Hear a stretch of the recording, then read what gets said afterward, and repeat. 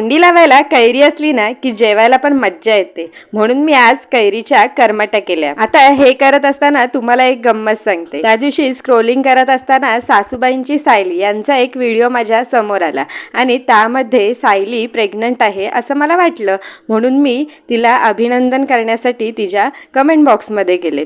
बघते तर काय, तिथे बायकांनी एवढा गोंधळ घातला होता। एकीने कमेंट केली होती, अगं सायली तू प्रेग्नंट आहेस का?